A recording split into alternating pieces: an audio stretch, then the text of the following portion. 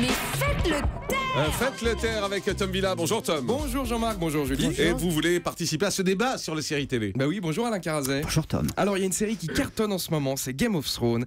Et pour ma part, je vous le dis, ça ne me touche pas du tout. J'ai regardé le premier épisode de la première saison, c'est pas possible, il y a trop de personnages. Dans le premier épisode, il te présente 38 personnages en 5 minutes, à la fin t'en as 42 qui meurent, il y a plus de morts que de personnages. En plus, dans la série, ils sont tous en train de se battre pour un trône de fer. Quel intérêt? Est-ce qu'il y a un truc moins confortable qu'un trône de fer? À part un tabouret à clous. C'est vrai, mais c'est débile. En plus, tout le monde fait genre c'est génial, c'est les Américains qui ont eu cette idée en 2011, mais en France, des mecs qui se battent pour un fauteuil, ça existe déjà depuis 2006, ça s'appelle Tout le monde veut prendre sa place avec Nagui tous les midis sur France 2. Moi j'ai un pote qui a vu toutes les saisons de Game of Thrones, il m'a dit sans déconner, on dirait les feux de l'amour. Tu peux louper 10 épisodes, l'histoire elle a toujours pas avancé sur les personnages. Bon, certes, les feux de l'amour avec des dragons, du sexe, des nains et de l'inceste, c'est vrai qu'il y a très peu de dragons et de nains dans les feux de l'amour. En plus, Game of Thrones, c'est la série la plus piratée dans le monde.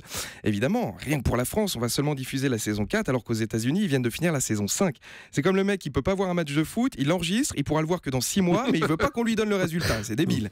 Mais bon, Game of Thrones, c'est la preuve qu'une bonne histoire peut s'exporter dans le monde. Nous en France, j'ai l'impression qu'on galère à vendre nos séries. Si, il y a quelques temps, il y a eu la série de Canal+ Engrenage qui a été vendue à la BBC. Alors la BBC, c'est l'équivalent de France Télévisions en Angleterre. Alors on s'emballe pas non plus parce que Engrenage est diffusé sur BBC4, c'est l'équivalent de France O.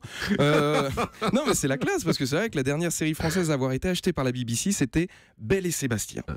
Alors deux choses, Belle et Sébastien, ça date de 1965. Donc pour vous montrer le niveau de la galère, c'est plus facile de gagner l'Eurovision que de vendre une série aux Anglais. Et puis surtout, ça veut dire que les Anglais, en termes de série française, ils étaient restés sur une image d'un gamin qui a pas d'amis, qui parle à son chien dans la montagne. C'est comme si nous, au niveau des blockbusters américains, on était restés aux 10 commandements avec Charlton Heston et la baignoire qui se vide pour faire croire à la séparation de la mer Rouge. En tout cas, jeudi, ça sera la fin d'un cycle d'une série à la télévision française. Il y a le dernier épisode très attendu d'une série policière. Et pour être honnête, moi, je suis pas mécontent que ça s'arrête, j'en ai marre. Ouais, c'est la série Bones, hein, sur M6. Non, c'est Léo Mattei avec Jean-Luc Reichmann sur TF1. Bonne journée.